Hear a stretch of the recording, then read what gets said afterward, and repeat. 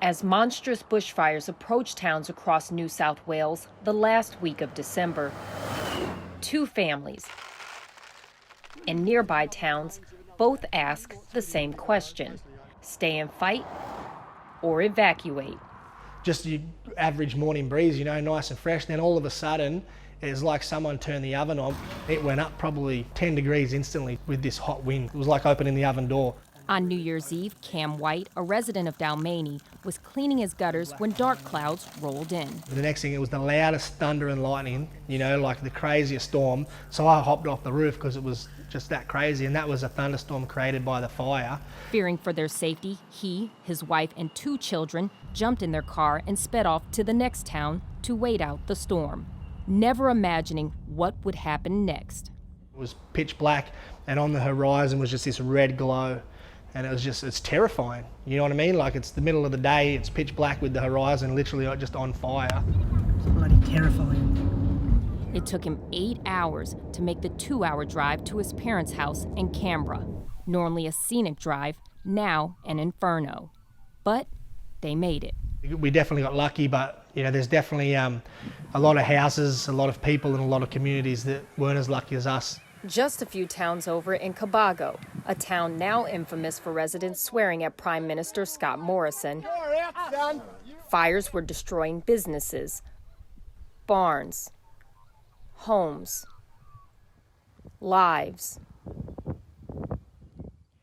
12 miles outside of Cobargo, in the little town of Yowery, Reese Kinna and his son made a decision: stay and fight. And we could see the glow in the sky, and that's where we heard the jet engine roar.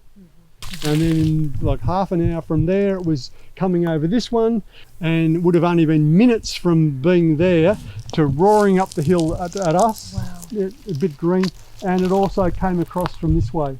Basically, it was attacking us from lots of places, lots of sides. Kenna says temperatures outside quickly rose, like an oven. Basically, it was burning all around us. This tree wasn't impacted by fire, but just the heat took all the leaves out. Wow. And that could have taken the house out. At the other end, there were bushes there, and that could have taken the house out as well. But he was prepared. He had been gathering supplies for a, quote, normal fire season for more than 15 months.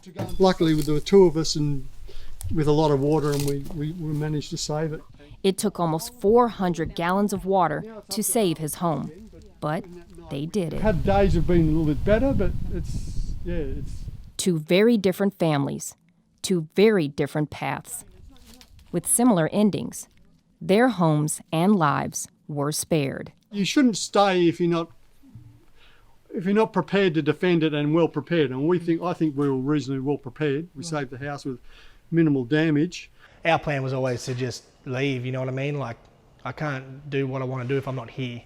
Meaning like if I'm dead, essentially, I can't, Now White can continue building his dream, Big Now's Brewing Company, with the hopes of opening its doors for business in April. But the real battle has only just begun for the Kinna family. The nightmare doesn't finish when the fire's gone through. That's water that's come out of the gutters because they've been disconnected. Yeah, you said it was like a black substance. Here. Oh, look. Yeah, it looks like tea or coffee, actually. But we're not drinking that, but that's the colour. Electricity, I don't know when we're going to have that. That's the main supply to the house, so you can see they've been fairly impacted. Yeah. And it may be decades before residents in the area feel any sort of normalcy. You could just hear in the forest, crash all over the place. You didn't really want to go in the forest. I mean, it took 40 years for those ones to grow. Now, it'll be another 40 years before they're looking like that again. And still, the historic fires are burning. In New South Wales, Therese Garnier.